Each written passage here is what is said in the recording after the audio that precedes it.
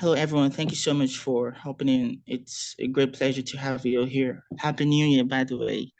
Um, if you don't know me, my name is Ryan Manyema. I'm a medical student studying radiography based in Nigeria, and I'm in my third year.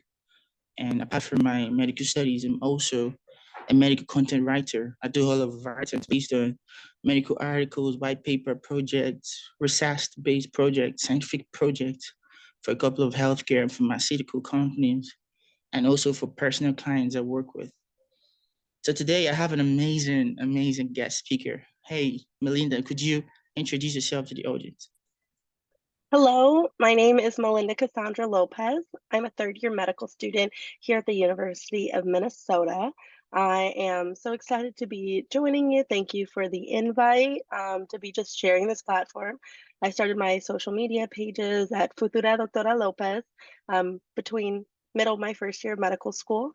And, it's just a way for me to express my creativity and be very transparent about what the process is during medical school. I think transparency and visibility is so important, especially when you come from minority communities. And I'm proud Latina, Mexicana, Americana. And so this page allows me to do that. So very excited to be with you today and kind of talk and see what we come up with. Absolutely. Melinda, before we proceed to the session we have for the audience, could you tell us your journey from Harvard University to the university you're currently in right now? Tell us about that phase. Yeah, so, I've been very fortunate. I always knew my dream. God placed the dream to become a doctor very early into my heart. Since I was about 4 years old, I've known I wanted to be a doctor. So that's my earliest memory, actually, helping people on the playground. At that point in time, we had lived in apartments. Um, and, there was a knock, thundering knock at the door. And I just remember hearing all these feet running upstairs. And my mom opens the door, and I'm in the living room doing something, watching TV, and she's cooking, and the kids say, "Help, help. Someone got hurt. A kid got hurt at the playground at the slide. We need help. We need a doctor." And at that point, I mean, my parents had, of course, bought me, my parents have been very supportive. They bought me the, little white coat. They had a little first aid kit. And I was like, "Mom, I gotta go." I grabbed my white coat, I grabbed my first aid kit. And at 4 years old, I just walked out the door. And my mom was like, "Cassandra, like, where are you going? Like, let me turn off the stove." And so then we're running downstairs. I'm trying to get to this girl. There's 10 kids behind me. I get to the playground. And then we get there, this little girl had just fallen off the slide and scraped her knee. And so, I get out my gloves, I get out my Neosporin. First I clean the area with some alcohol, throw on some Neosporin, and like cover it with a Princess Band-Aid, and I call it good. And, I remember at that moment, just feeling like, wow, I could help someone like that. And that feeling stuck with me. It's what encouraged me to always do my best in elementary school, in high school. I knew I wanted to help people. I knew I wanted to be a doctor. And then the question was, how do I get there? My parents did not go to college. I'm first generation.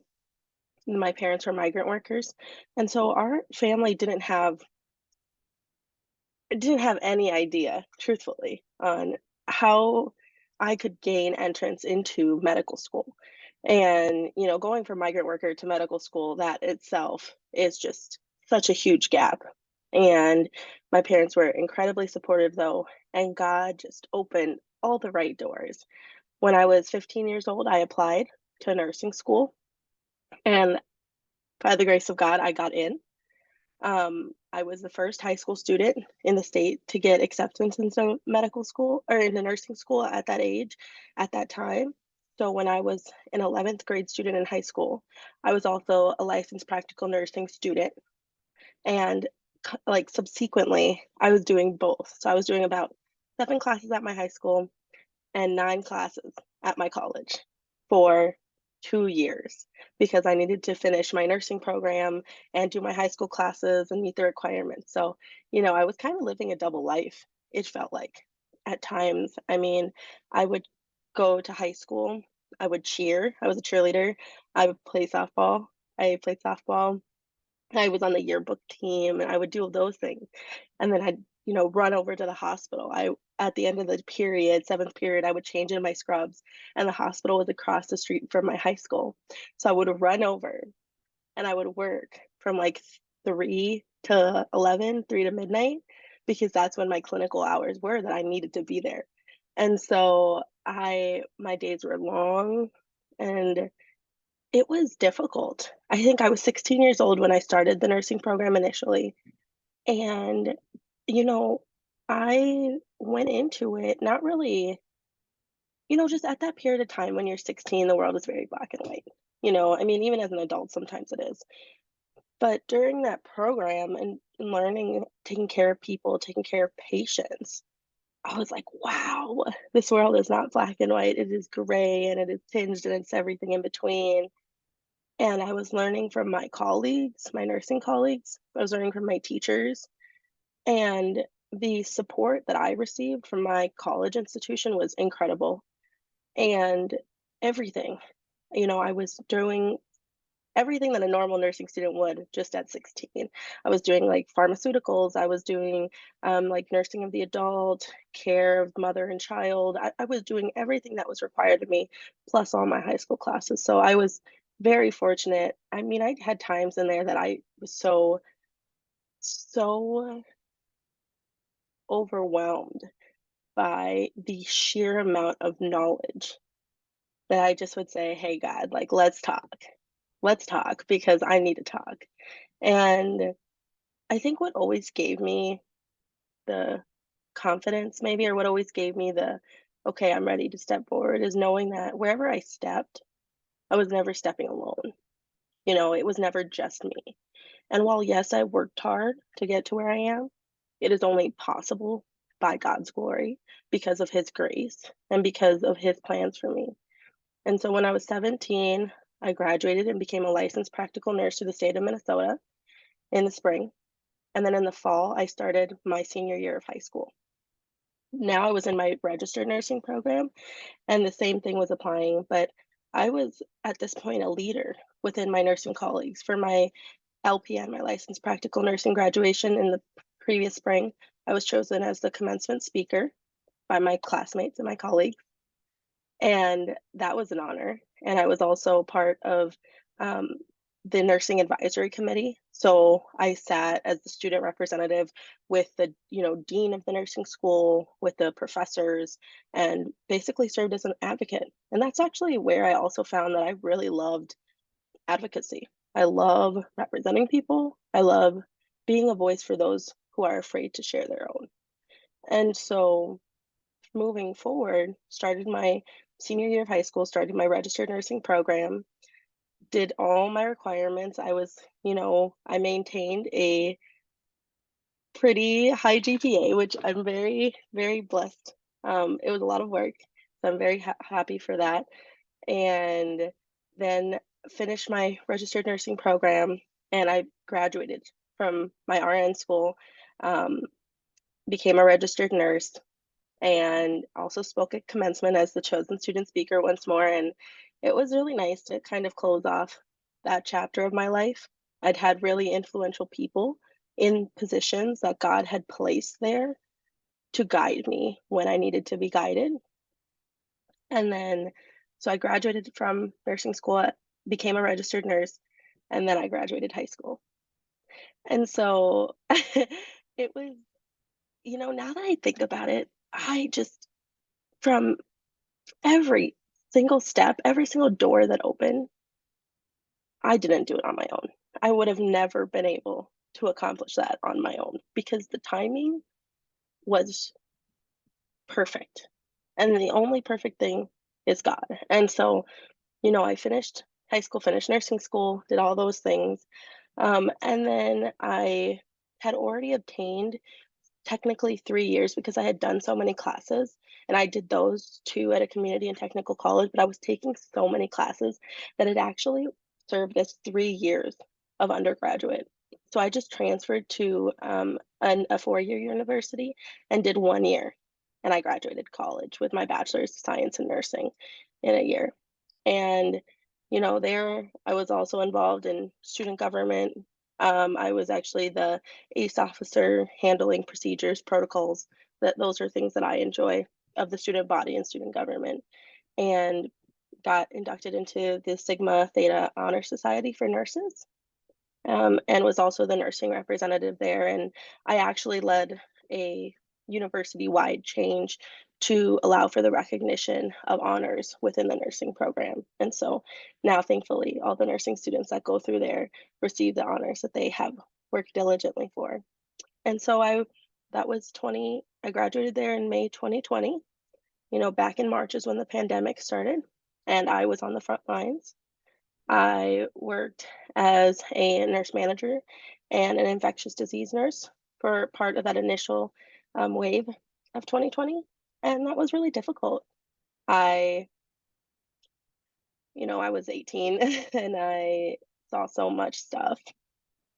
And as a nurse manager doing infectious disease, it was my role to be with my patients, to be with parents, to be with family members, relaying that news. And it was also my role to be one of the only people who had the privilege of being there. I know that God placed me in those positions. I know that He gave me that opportunity to grow, that opportunity to learn, that opportunity to love others in a time when we were blocked from loving others, unfortunately. And so being there in those moments with people who were having a really hard time, I'm sorry, was one of the greatest privileges of my life that God blessed me with and has allowed me to I've allowed to shape me and change me as a person. And so then my heart was really hurting for a while, and I felt, I'm applying to medical school this year. I really want to work. What is one thing that I've always wanted to do as a nurse before technically my nursing career will now be on the back burner? What is the one thing I want to do? And since I started nursing, I thought, wow, I would love to be a labor and delivery nurse. And so God opened up a position. I applied, I received it. So I became a labor and delivery nurse at 19. And I yes, at 19. And I mean, I learned so much. I had incredible mentors. I actually met a God-given best friend there who we stayed in touch. She is an incredibly important person in my life. But God, placed us both there, and we found solace in each other, and we found a friendship that prioritizes our faith, that prioritizes our love for one another as friends. And she's someone who I consider one of my dearest friends now, because of that experience. And so then, I trained as a labor and delivery nurse. I was applying to medical school. For me, University of Minnesota was my top choice. I wanted to stay close to my family. That was my priority. I'm the oldest of 4 children. I have 3 younger siblings. They're 14, 12, and 9, and they're little. So at this time, I started med school in 21, so that would have been 3 years ago. So they were super small at that time. And I'm so close with my parents.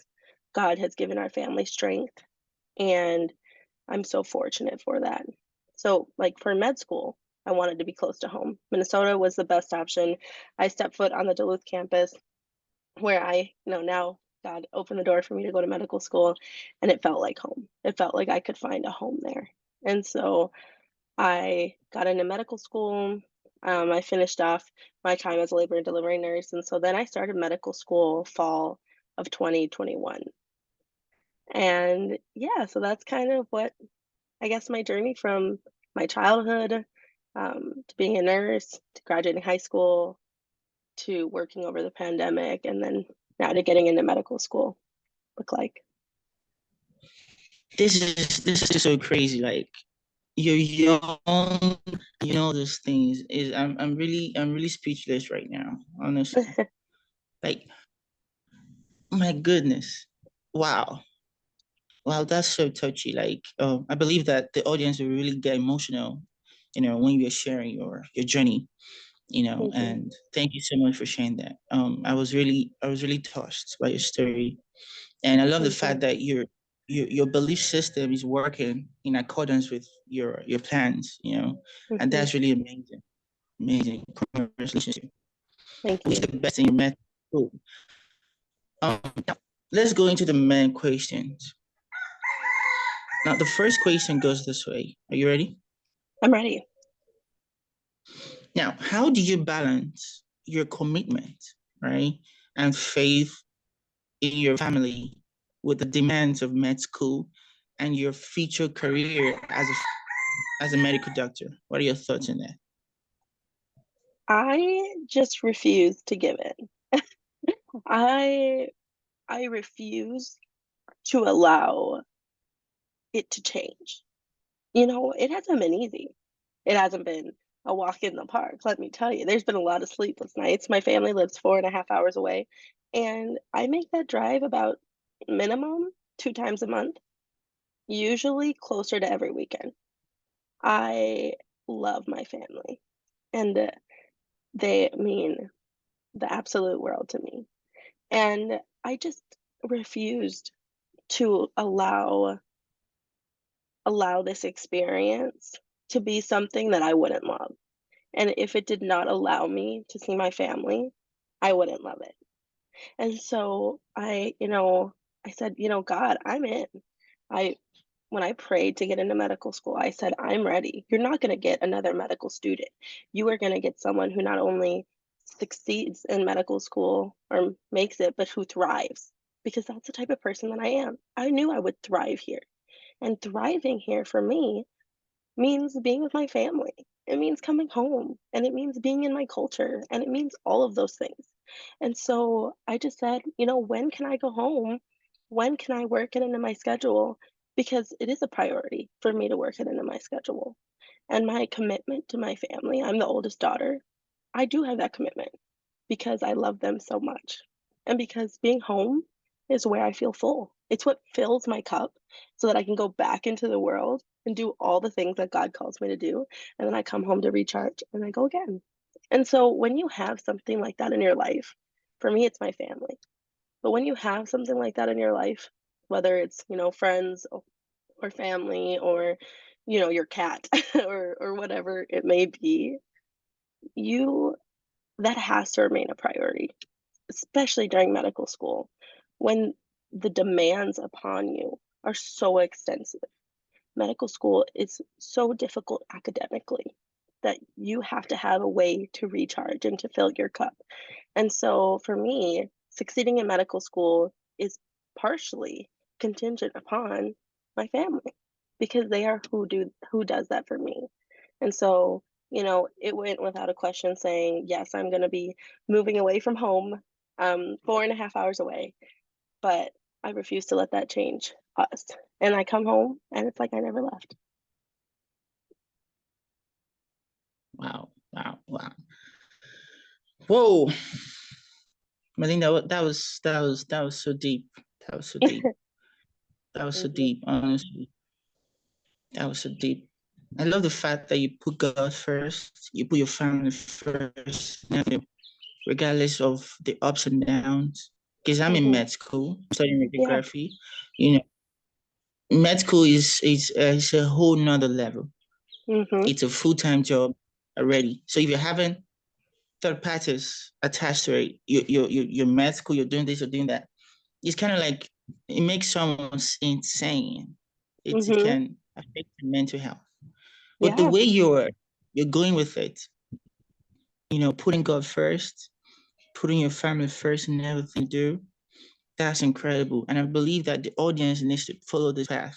In everything you do in life, make sure you put God first, Hmm. put your family first. Because your Yep. family are those people that are gonna love you the way you are. Your Yeah. friends, your best friend can't love you the way your parents do. Hmm. Never in this life. They Never. can't love I you. agree. So exactly. So this is an amazing tip for the audience to grab right now. So thank you so much for sharing that with us. Of course. Now, the second question goes this way. can you share some of your personal experiences, or moments that tested your confidence as a future medical doctor? Oh my gosh, of course, of course. I medical school's hard. I feel like it's meant to test us at so many points, not just academically, but also personally, because we are, once we get that degree, right, we gain not only a degree, we gain a status change. We have a platform. We are doctors, and our voice matters a little bit more. We have a little bit more say. And in order to give that to someone, they have to be tested personally, academically, mentally, emotionally to gain that, I believe. And I believe that is part of the trials and tribulations that medical school is destined so that when we gain that position, that we are ready to handle the power that it brings. And so I think when I started medical school, so I did nursing school prior. That was my degree, Bachelor of Science in Nursing. A lot of my classes were focused on nursing. I did still take biology and the prerequisites for medical school, statistics, world history, all of those great things. But my focus was in the nursing classes, cancer biology, immunology, those basics. Compared to some of my classmates who were biochemistry majors or biology majors. I had classmates who were very well versed in biochemistry, biology, those things. And while I excelled at those in my nursing degree, I didn't have as many classes because that's not what's required of a nursing degree compared to a biochemistry degree. Okay. So then started med school. My first block was foundations of medicine. It was 10 weeks of straight biochemistry. It was everything you need to know in undergrad in 10 weeks. And I had not taken biochemistry before going to medical school. And let me tell you, it was hard. It was late night. So I started medical school running. I started med school absolutely sprinting, keeping up with this fire hose of information coming at me. And I was, wow, how are some of my classmates, doing this so easy? How do they know some of this? But I mean, they had done degrees in that stuff. So, that kind of makes a little bit more sense. But I worked hard. I worked hard. I had moments, I think, about 3 weeks into medical school when we were about to have our first test.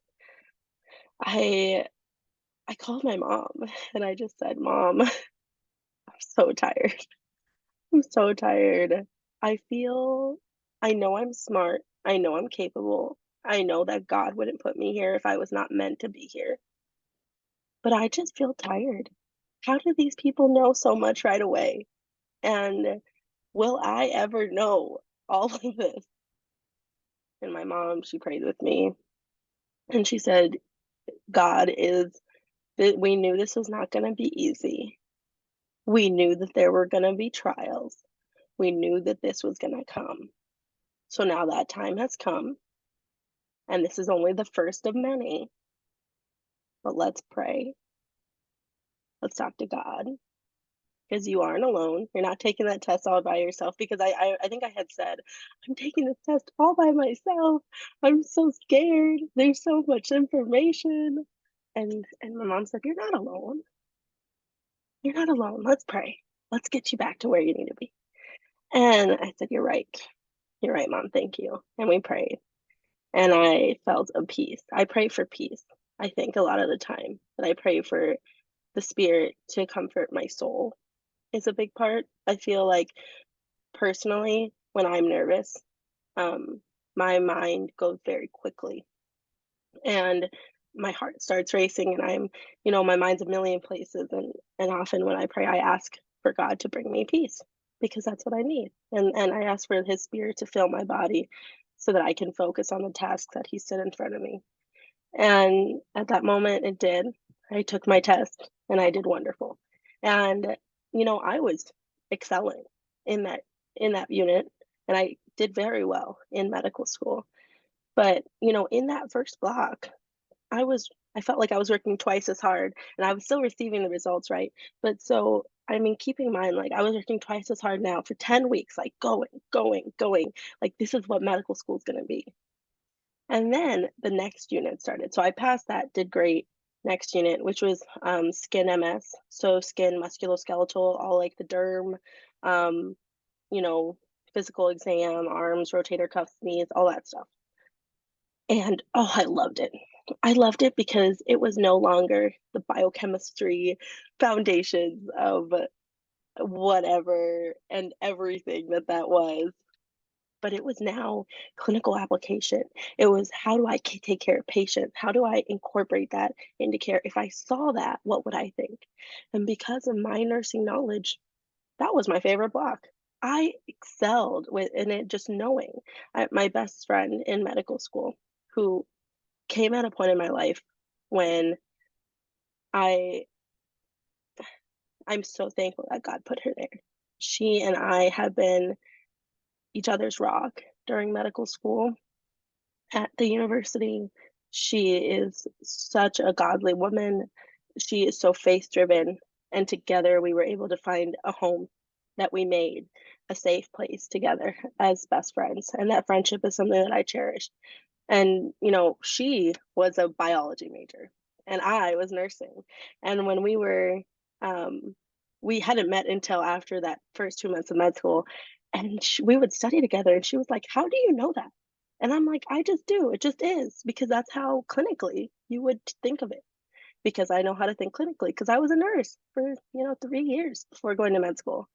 And she what we learned from each other was incredible. She was like the biochemical biology aspect of med school, and I was the clinical application, patient care, all of those things. And together, I mean, that's what makes a doctor. And so we were kind of able to lean on each other's strengths, and I believe that God had that for a reason. There was a purpose to that. And so then that times like that would come. And so now I was doing well in this block because I had not let up on the gas. Does that make sense? Like, I started med school running. I get to the second block and I'm like, "Whoa, this is nice. This is nice. I know what I'm doing here. I can do this well." But my classmates who had not been running because they hadn't needed to now had a different challenge set in front of them. And so, I mean, that was a hard first 10 weeks, but that set me up for 2 years of confidence in my ability. 2 years of, this is what med school's like. I have no qualms about it. I didn't have a hiccup in between those steps. I just went with it. I rolled with it. And I believe that's what God had intended. And so that was definitely challenging, didactic during my didactic years. But I've also, now that I've started third year medical school, we do 2 years didactic, 2 years clerkship, clinical. I started my internal medicine rotation. I had my first weekend. I'm sure internal medicine is a lot of information, and our school has 8 weeks of it. And so after my first week, I contacted one of my friends, and she's actually a friend that I met over Instagram, through my page, who had followed me, and we have similar life stories. And she's a MS4, and I leaned on that network. She's also a very, faith-centered woman.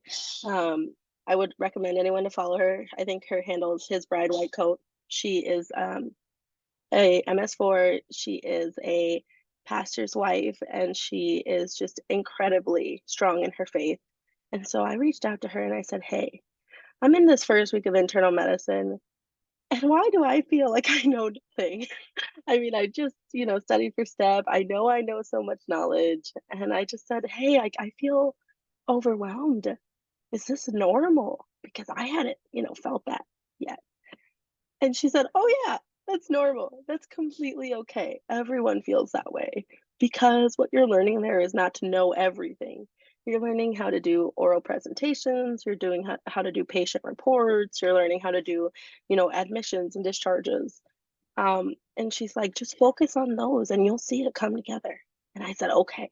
And um, I took that advice and really took it to heart. It's what I needed to hear. And then the next day, my attending physician that I was with had to do like an eval on me because we had spent a week together. And he said, "For this being your first inpatient rotation, you are excelling way above what I would expect a third year student to do right now. And it was almost like affirmation, confirmation that God had sent me that this is where you are, this is where you're supposed to be. I have placed you here for a reason, and you're going to be fine. And so, um, I think those are both times that were challenging that I felt, hey, like I need to talk about this, or I need to lean on someone, or I need to ask questions. And I did that. And I leaned on God and I say, I put this in your hands. I know this is coming. So let's handle it together. Wow. Wow. Well, this is gonna be an amazing session for the audience to grab something. Absolutely. Thank Because you. your journey is really worth imitating, honestly. Because I'm already learning something from you already. So if I'm learning something from you right now, what about the audience? They're gonna learn more from you. That's I hope amazing. so. That's I hope amazing. so. Yeah, sure, definitely, definitely. Thank you so much for answering that question absolutely correctly, 100%, 100%. Now, we go over to the third question. You ready? Hmm. Now, what is your advice? You will give to medical professionals or medical students or anyone working in medicine, career who wants to prioritize family, right? And faith in their education or their career goals. What are your advice for them? Don't say no. Don't accept no. I think don't accept it. I think that's a personal choice. I think that as strongly as you wanted to be in medical school is as strongly as you need to remain committed to your faith and your family. There are medical school should be a priority all the time. Family should be a priority all the time. God should be the priority all the time. And so if you refuse to give into that, refuse to give into, oh man, it's a long week. I don't have time to pray today, or I don't have time to pray this week, or I don't have time to see my family or talk to them.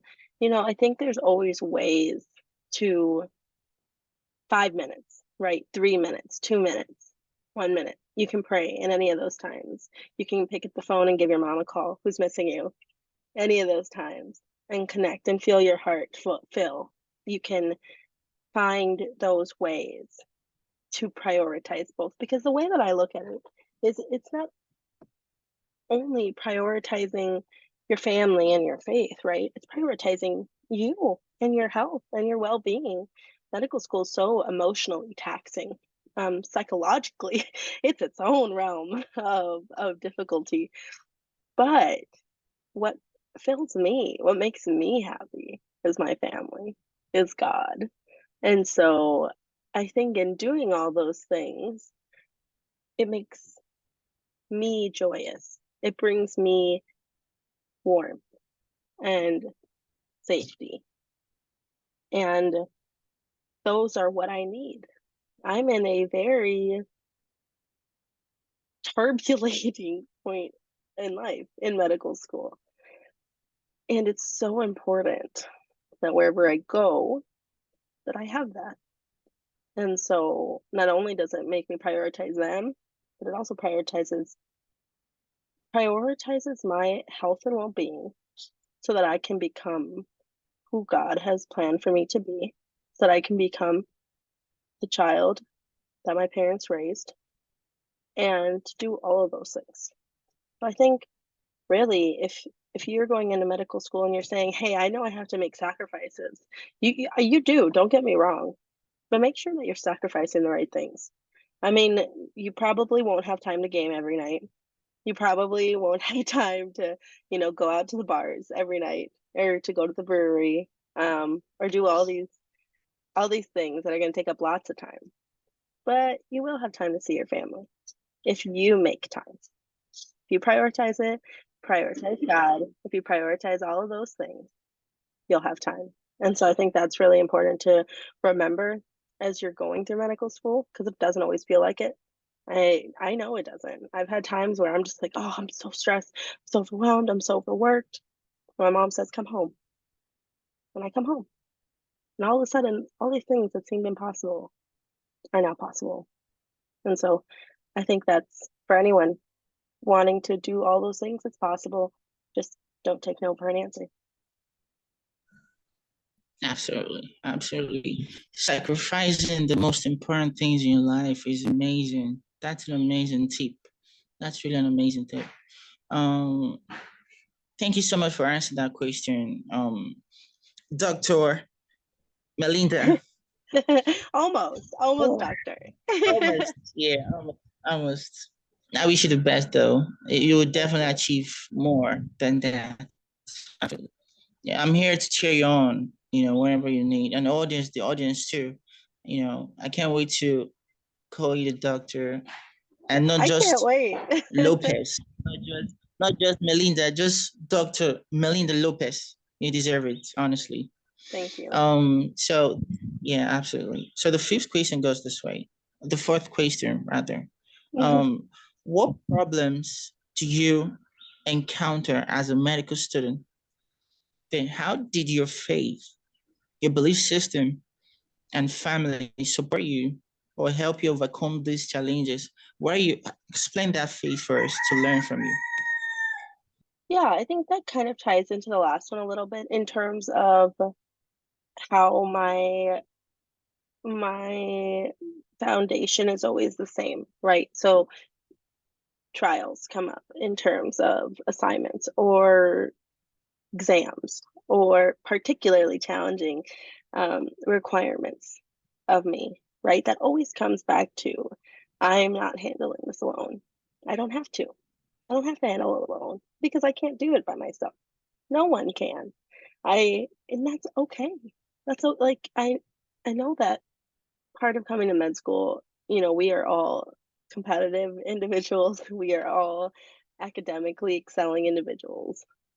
And it's hard sometimes to de- decipher between do I need to ask for help?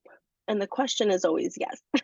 The answer is always yes to that question. And so at the end of the day, whether it was a test or whether it was, um, a physical exam that I had to check off, or whether it was me going into a clinical rotation, the time always comes to the first person I'm calling is my mom. The first person I'm saying, "Hey, I have this coming up. Let's talk about it because I am so nervous. I'm so nervous and I'm so overwhelmed by my own mind that I need to just talk." And I call my mom and I pray before I go in and I pray when I'm there and I pray when I walk out. And I feel my soul settled in knowing that I'm not alone, that whatever it is that I'm facing, I don't have to be. And whether, I mean, there was so many moments. I called my mom before every exam in medical school. I prayed before every exam in medical school. I thank God for every time that I could do an exam. To even be here is a privilege. For people who look like me, to be here is not what's expected of us. It's not encouraged. It is not common. And so to even be in the room to take the exam, wow, what a blessing. What an honor that God has bestowed upon us, bestowed upon me to give me the privilege to learn, to train to become a doctor. And yes, I'm tired and I'm exhausted and it's long nights and early mornings and all that good stuff. But I prayed for these moments. I prayed to be here. I asked God, please let me get into medical school. And once I'm here, I will do you proud. And that's what I'm doing now. At least I hope I am. Wow. Wow. Wow. Wow. This is this is mind blowing, honestly. Like you're you're you're you're a praying woman, like a very praying woman, and that's really amazing. That you Thank also you. having a support system.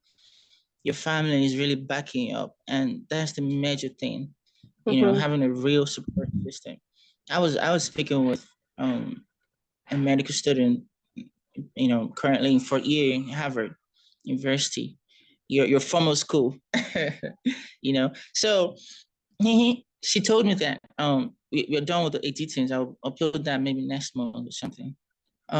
She was like, in everything you do, have a supporting system, even though it's your friend, your family, or anybody that you can just beckon on whenever you are depressed, whenever you're tired, or whatever.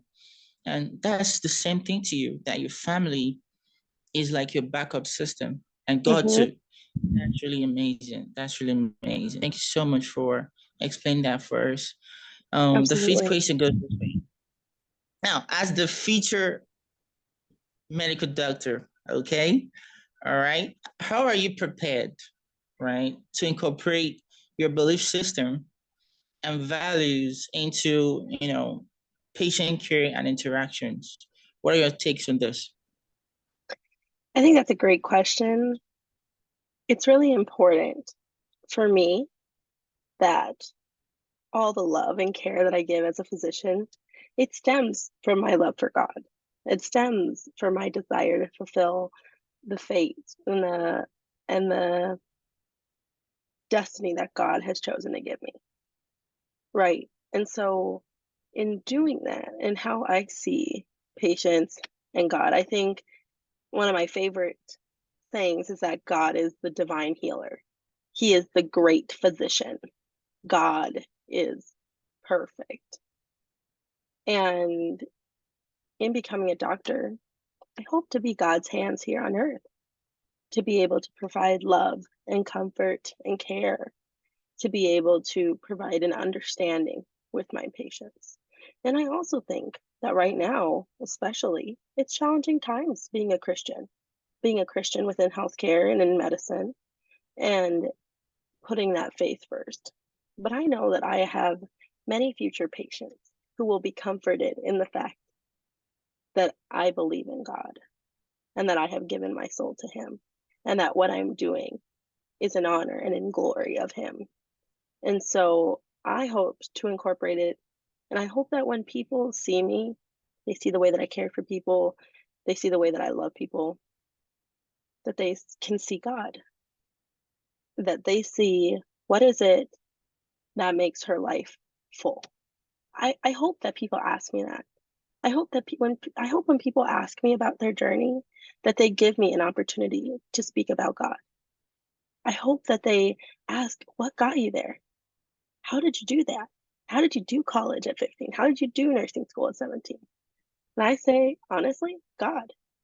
And then I have an opportunity to talk to people who maybe have never experienced God in their lives before, who maybe normally would have never go into a church.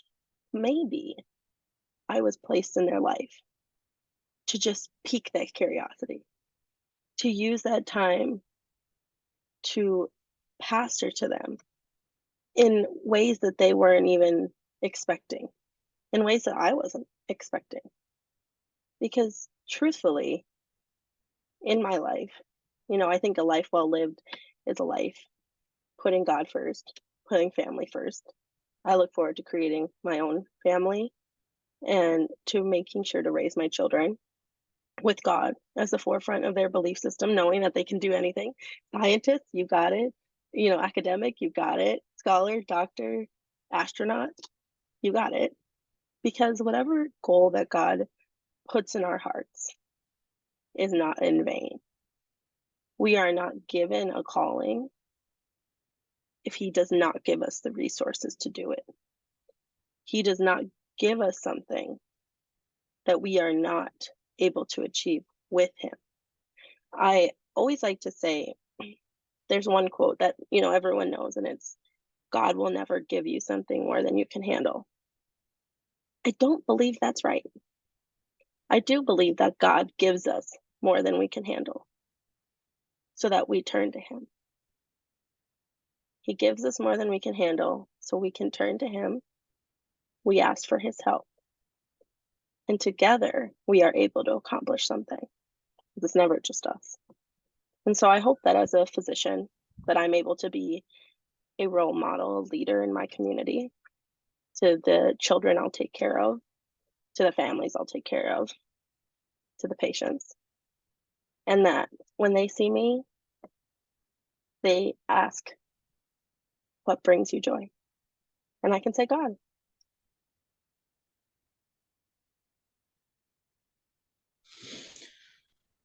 Whoa, that was overwhelming, honestly. Like, um,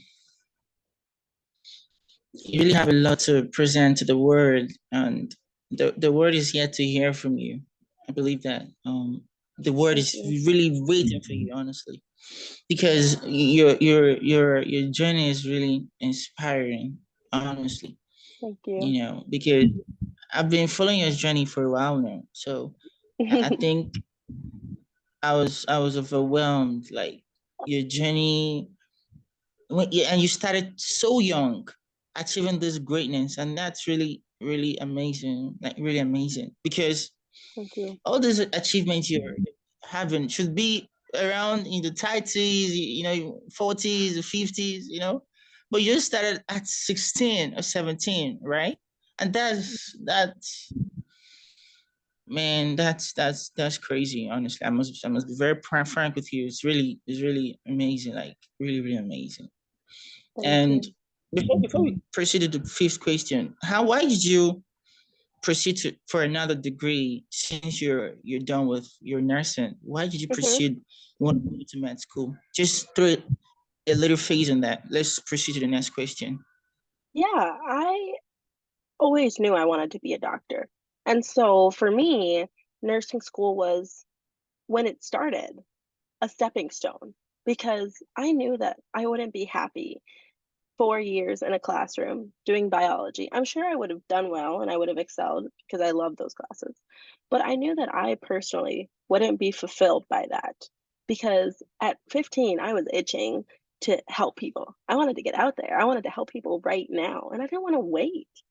I said, I have a calling. God is calling me. I don't have time to wait. So, what can I do?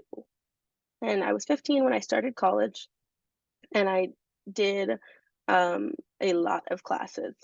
And actually, I'm not quite sure how everything worked, but I'll share the story with you because it kind of is a testament to God's plan. I found out that you could do post-secondary enrollment options, PSEO, technically when you were in 10th grade, although it wasn't spoken about. So PSEO is a program that the Minnesota government pays for high school students to get college credits while they are still in high school. Now, normally they usually have seniors taking one or two, math or writing classes that'll substitute into classes once they go to college. I wasn't that case. I I decided I didn't want to be. I wanted to achieve as much as I possibly could because I said one or two classes isn't going to cut it for me. Let's go. Let me find a way. And I knew I wanted to get a degree. I didn't think it would be nursing. I thought it would probably just be, I mean, because at that time, no one had done it at my age. And I thought, well, like business or finance or something that I could use, something that I would transfer those credits into a 4-year university. And so this was so last minute. I remember the fall semester, um, 2 weeks maybe before it started, my mom saw an ad on Facebook saying, if you are like a 10th, 11th, or 12th grade student, like you could qualify for PSEO. And my mom, I've always done well academically, knowing that I wanted to do big things. And my mom was like, did we miss this? Did they tell us this? Like, why don't we know about this? Because technically 10th grade students could do it. So we're like, where did this information come from?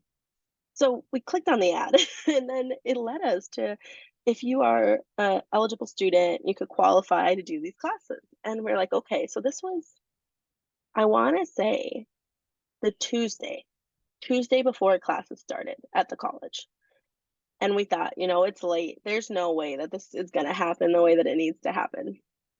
And so then we called the college advisor and they admitted me to college over the phone. I hadn't submitted transcripts, I hadn't submitted paperwork, I Wow, hadn't submitted anything. Me and my dad called the wow, advisor and we told him my story, which wasn't much. I was only 15 and they goodness, they accepted me. I have no idea how that worked. And so then the next day, So that was Tuesday, or that was Wednesday. So we made an appointment with my high school counselor on Thursday because my high school counselor needed to sign off. And then that was Thursday morning. And then we made an appointment with my college counselor, the one that admitted me, in the afternoon. So then Thursday morning, we roll up to the high school and we say, hey, I want to do this program. And unfortunately, I didn't have a lot of high school support in this endeavor. And I remember that my advisor at the time had said, well, it's not really common, but I guess, we could get you signed up for spring classes. It's probably not enough time for fall. And I said, well, actually, they've already accepted me, so I just need your signature. And then he was like, oh. But I mean, what God has planned, no man can move, right? And so Absolutely. I got the signature, albeit a little grudgingly, went to the college, and there I, met the advisor, and she was so excited. She's like, wow, you sound amazing. We're so excited to have you. Let's get you registered for classes. So Tuesday we called. Thursday we had the appointment. Um, Thursday afternoon I registered for classes. And now I had already kind of looked at some classes that I wanted to take, but unfortunately, or fortunately, later down the road, those classes were full. So they had to put me in other classes. I think I got into like medical terminology was my first college class ever, medical terminology, and a couple other classes. And I became a CNA and I did all those things.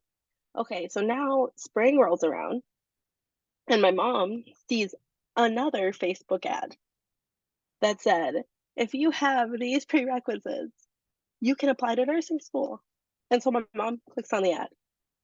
Where this came from, we have no idea. We have no idea how any of this happened.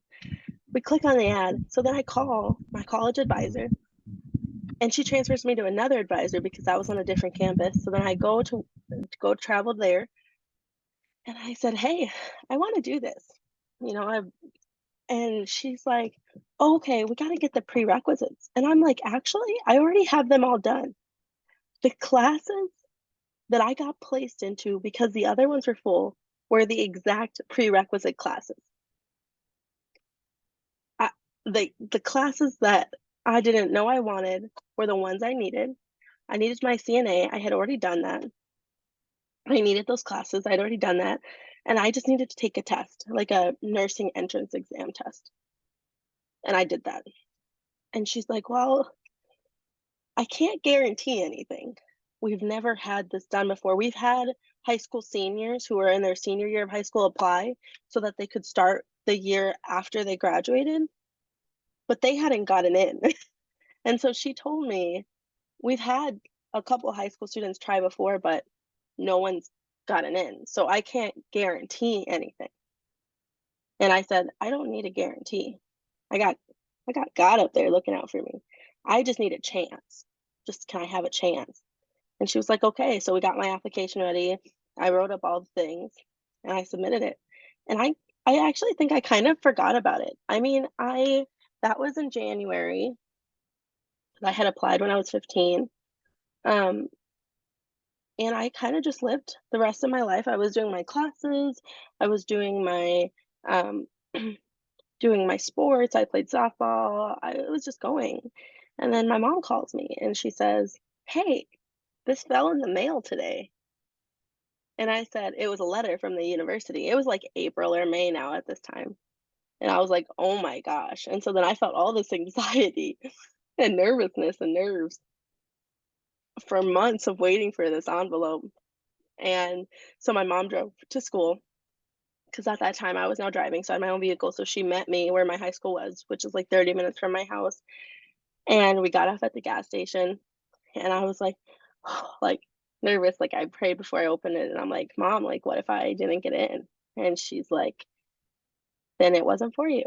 Then this isn't the route that God has for us. Then there's something else. And I said, you're right. And I said, what if I do get in?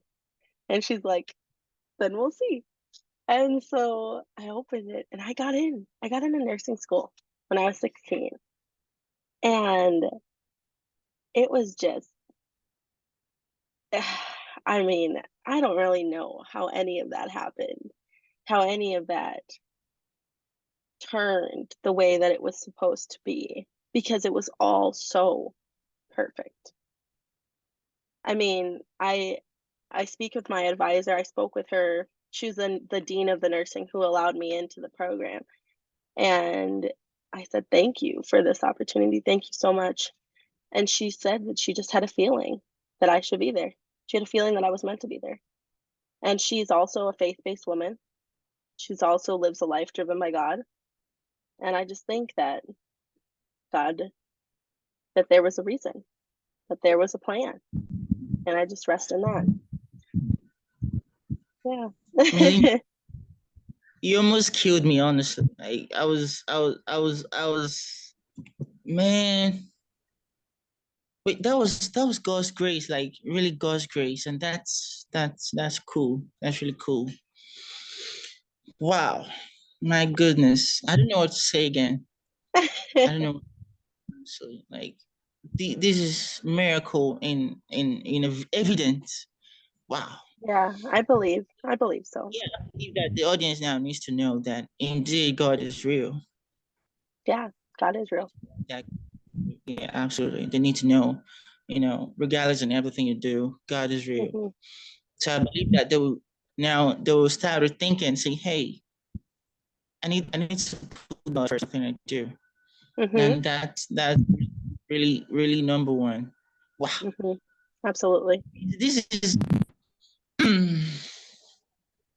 I don't know how to say again. Like those ads from nowhere, like it's From it's nowhere. crazy, honestly.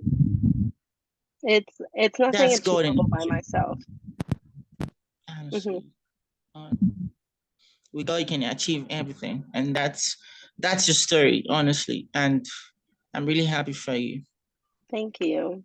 Thank you. It's been a Now let's journey. go over it. Yeah, absolutely, absolutely. Wait, how long is it remaining for you to graduate as a medical doctor? 2 years, right? Um, Actually, it's 2024, so I graduate May of 25. So like a year and 4 months.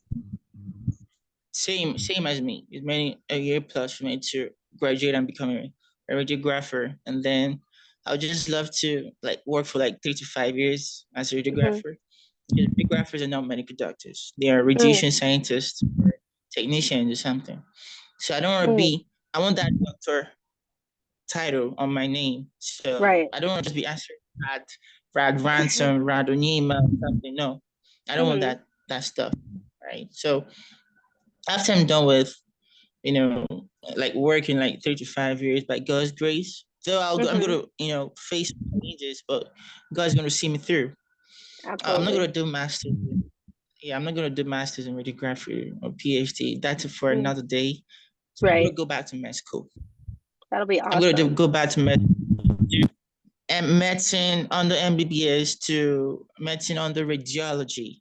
I want to do Mm-hmm. radiology. Really, this degree for me, my bachelor's degree in radiography is like a leverage for me to move into radiology med school. And I don't Hmm. have to start writing exams or something. So yeah, and definitely I'll study it off from my country, Nigeria, by God's That's grace. awesome. By God's grace. So Amen. yeah, by God's. Amen. So let's go over to this question. Are you ready? Hmm. Now, what was the role of your family, right, in your journey to become a doctor? How have they shaped your thinking faculties about medicine and nursing altogether? Wow, I mean everything. I as much as I did nursing school, I mean I was 16. I was, more or less a baby in the lifespan of what my life will look like. Um, it wasn't just me. I mean, would have never been able to do it had it been just me. I was having late nights, but so were my mom and dad. They were up with me. They were, doing the flashcards. I remember the night before my pharmacology exam. It's probably a moment that I will always remember in nursing school, but I was so tired. I think it had to be like 2 in the morning. And nursing school, let me tell you, it's not a walk in the park. It is hard. It is super difficult. And I was doing that and doing all these other things, and my schedule was crazy. And I'm not quite sure how I did that all aside from God. um, but I remember this one night was like 2 in the morning. I was studying for my pharmacology final, which was so difficult. Pharmacology was hard. And my mom brought over like a wet washcloth, and she was holding it on my forehead, and she brought over some peanuts. And there my mom was at 2 in the morning with me to help me study, to help me stay awake. I am very blessed that I got the parents that I did, that God placed us together. I would have never been able to do this without them. I would have never been able to do it by myself. And that's just one example of their love and their support. But I mean, my mom, she would drive me to clinical, which was an hour and a half away, and she would pick me up and she would help me when I think for my final exam, she drove me to, they had to be at campus, which was an hour and a half away, and she would drive me there so I could study on the road. Um, my parents sacrificed so much so that I could do this. And without them, it wouldn't have been possible. And my siblings, I think they give me a sense of responsibility, and knowing that the things that I do reflect on them. The things that I do, the obstacles that I throw down, the doors that I open.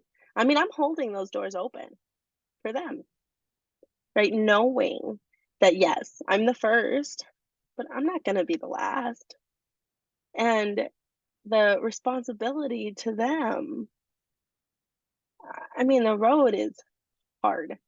It's unpaved and it's rocky, and there's bushes and there's trees and there's logs in the road. And, I hope that every door I've opened, maybe I won't clear the road, right? But I'll pick up some trees, I'll throw some logs, I'll pave a little bit so that it's just a little bit easier for them, a little bit easier, so that they don't have to struggle the way that I did. Because God was always there for me. The reason God was there for me, and my family was there for me, was because no one else was. The world didn't believe in me. I said I wanted to be a doctor as a kid and I got laughed at. Like, people didn't believe in me. There was no support here. There were select people in my life who I can name on my hand, who were people that I believe God placed there to help me along my journey. But aside from them, it was an uphill battle. To be seen as more than the color of my skin, to be seen as strong and independent despite being a woman, in the face of being a woman. And I didn't have all of that support. I had God, and I had my family. And that's why I always say, what God plans, no man can deter. No person can change that. And that's just, at the end of the day, like, my family has given me the strength and the grace to handle it all and to continue moving forward. And so, I mean, without them, none of this, I wouldn't be here. I wouldn't be here with you today. Amazing, amazing. Whoa. You cherish your parents so much, your family rather. Mm-hmm. You cherish them so much, and that's lovely. That's so lovely, Melinda. Thank That's so you. lovely. You're Thank you. welcome. So the last question. Are you ready? Yeah. So how do you feel about the last question? What are your thoughts? How do you feel about it? I gotta look at it one more time. I've been so immersed in our other questions. One second, let me read it again.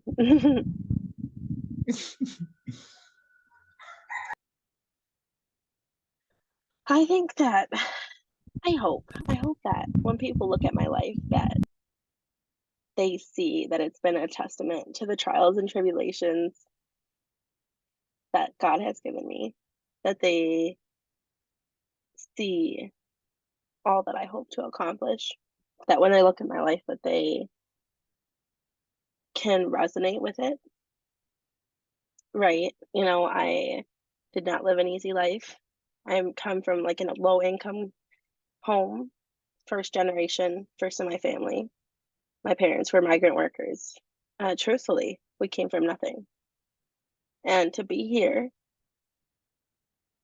to have the privilege of being here, is just a testament to the possibilities that happen when you believe in God.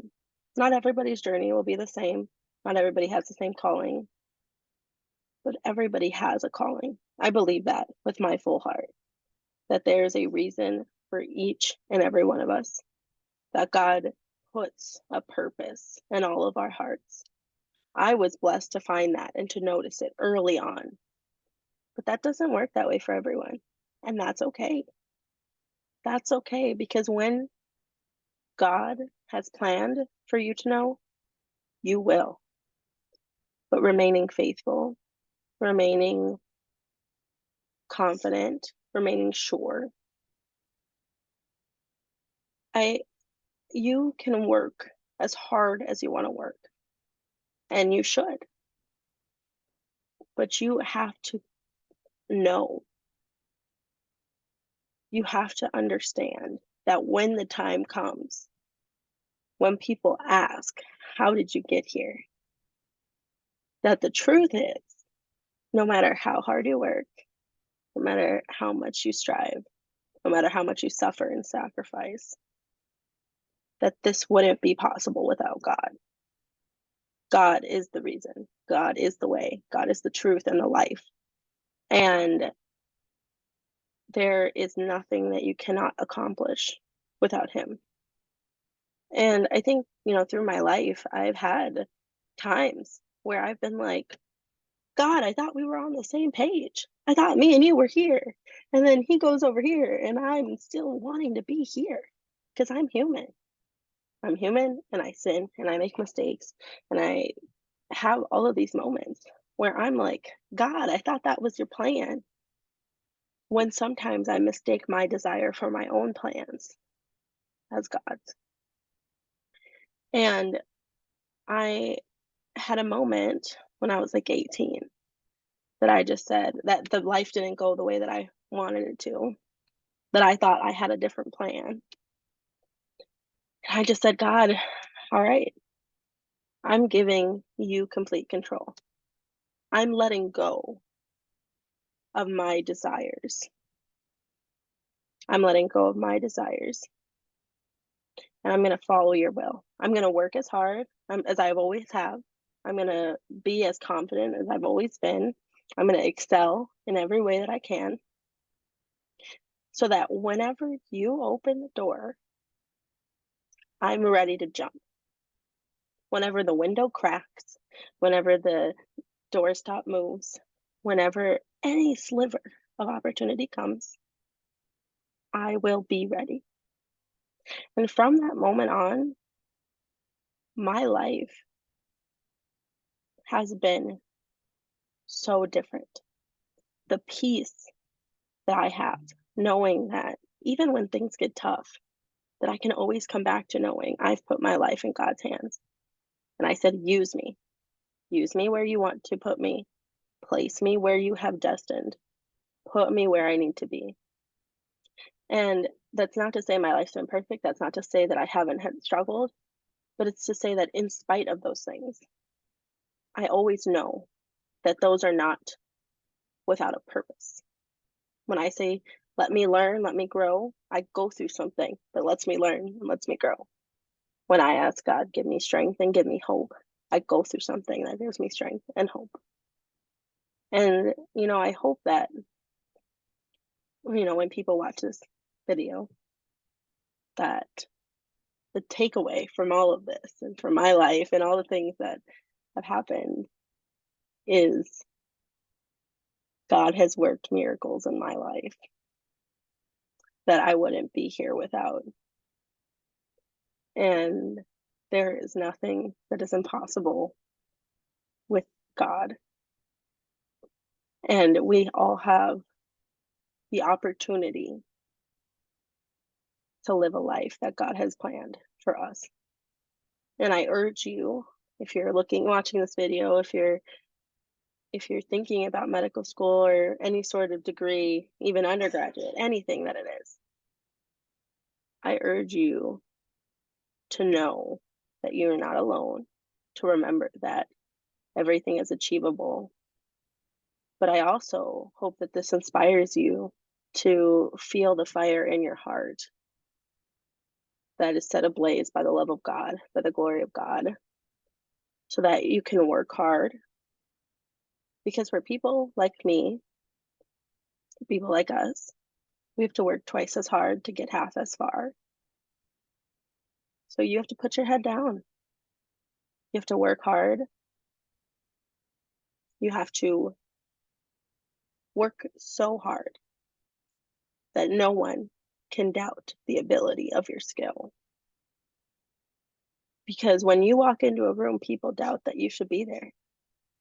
So you show them that you're supposed to be there, that you're meant to be there. And you push aside the fear, and you push aside the doubt, and you say, hey, I got God in my corner. And you keep moving forward. Because if you feel this way in your heart, God has given you a purpose and you're supposed to be there. And what God puts there, there's a reason.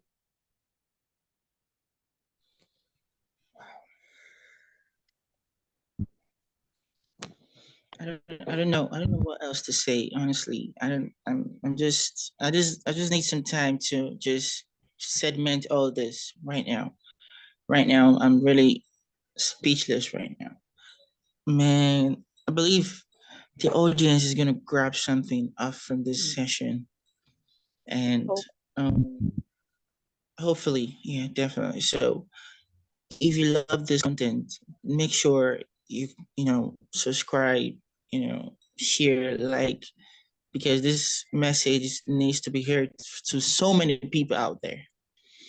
So make sure you subscribe, you like and comment, share to your network, and I wait for my next upcoming content very soon. Thank you so much. thank you. You're welcome. Stop marketing. Okay.